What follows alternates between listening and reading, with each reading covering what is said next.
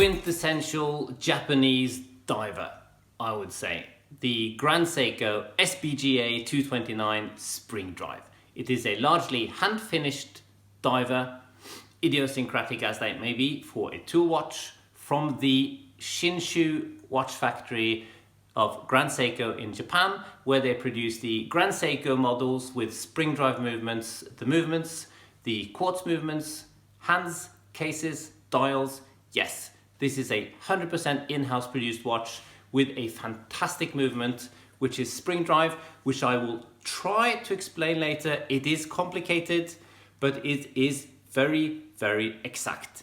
Better than COSC. And the big question is this watch a proper alternative to the Omega Seamaster 300 and the Submariner? A watch that you cannot get at a dealer's and you cannot be put on a waiting list anymore.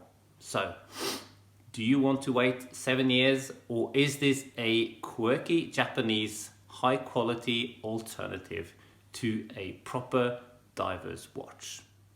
So here we are. Let's start on the quite formal occasion that is unboxing a Grand Seiko. I'm very happy doing this, even though it's not my own watch. It's actually on loan from a very nice dealer. You'll notice straight away the very Japanese approach to watchmaking. This is not from Switzerland, because this is lovely rice paper with the inner box, which I will now take out. Here we are. And we have the inner box. Let's open it. This is the Grand Seiko Spring Drive Diver SBGA 229.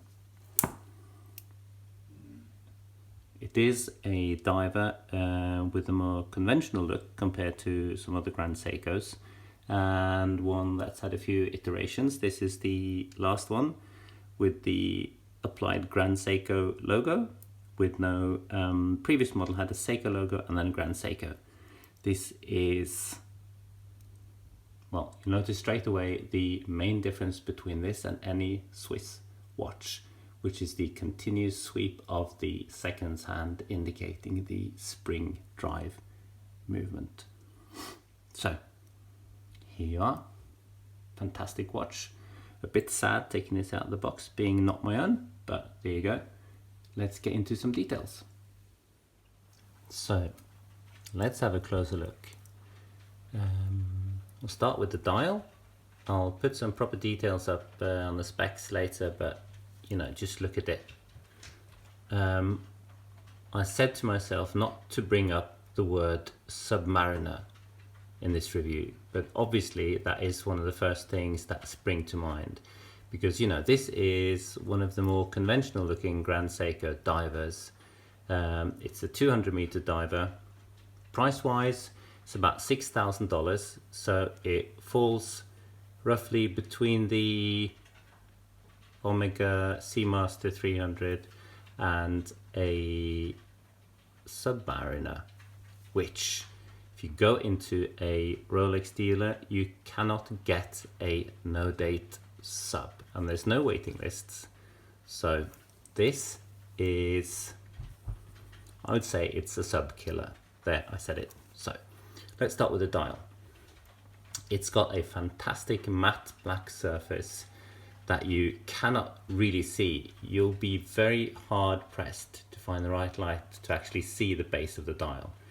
It's a matte black, and you have the applied indices with Seiko, Grand Seiko's amazing Lumibright lume, which I'll show you in a lume shot later, which is best on the market. You have an applied Grand Seiko logo and the Grand Seiko text underneath, doing a slightly idiosyncratic thing, the Grand Seiko text being quite gothic on the modern diver's watch, but you know, that's what they're like. They are Japanese, they do things their own way. So as I said, it's quite a conventional looking diver, but you see the little Japanese touches, like the hands. There's a clear distinction here between the minute hand and the hour hand. the second hand is silver and black with a Lumibright tip. You have the date window sharply defined by a silver outline. The applied indices are something else. There is so much hand finishing going into a Grand Seiko.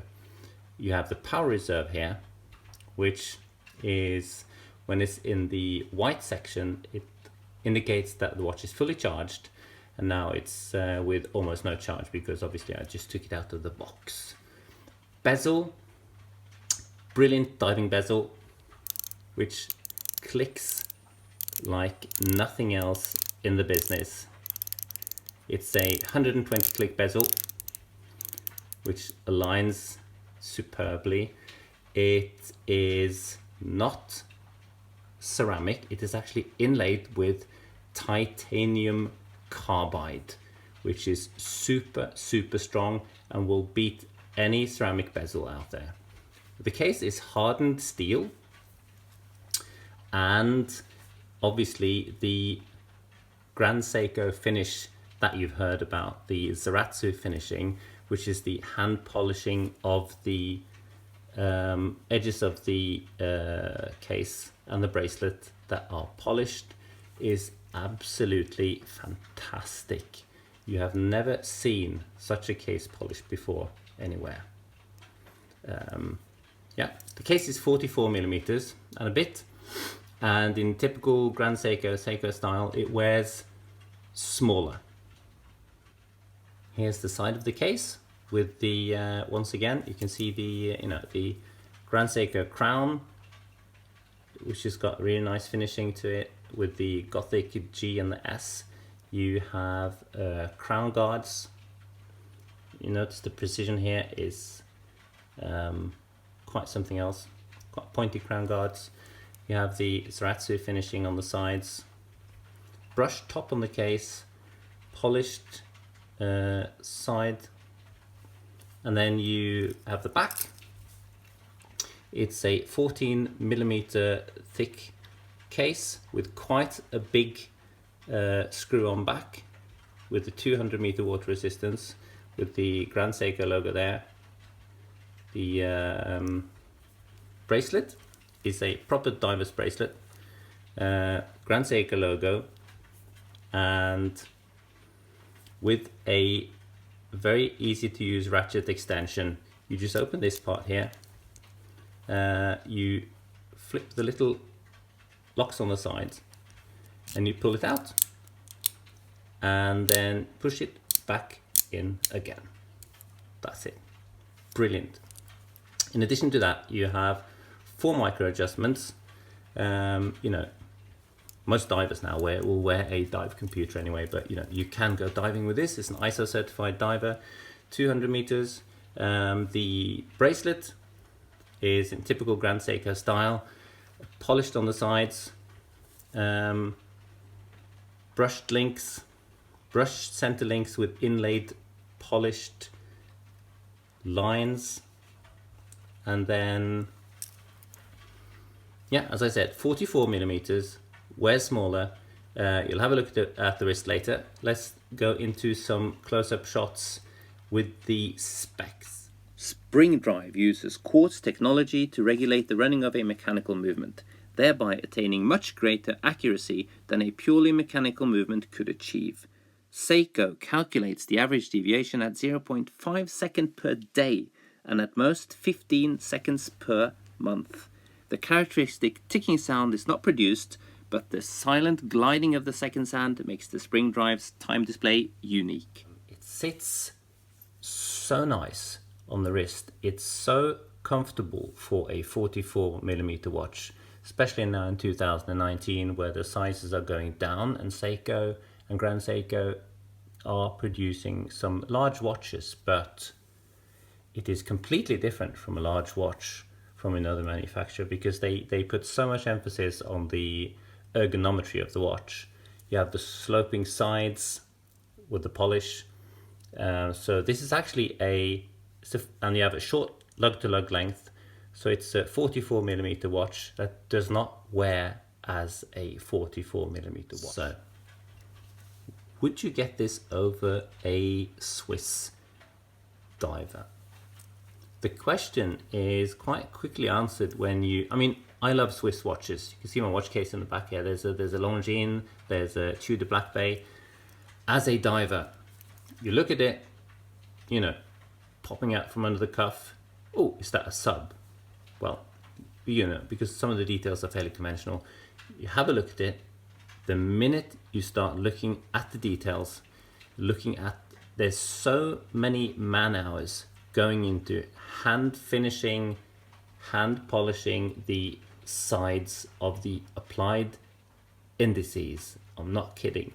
Hand finishing and doing the Zaratsu polishing on the case, the bracelet, the fit and finish, the superb tolerances. I mean, if you look at the case here, you have the polished Zaratsu sides, you have the chamfer here, brush top, and you have a small section on the inside of the lug which is polished where it meets the bracelet, and there's no deviation, and the tolerances are incredibly tight.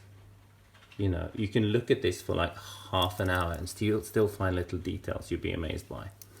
Normal things like the ratcheting bracelet, which is really nicely made, and the bezel, super strong with a titanium carbide, like you find on any normal dive watches, but it is the details that will literally blow you away.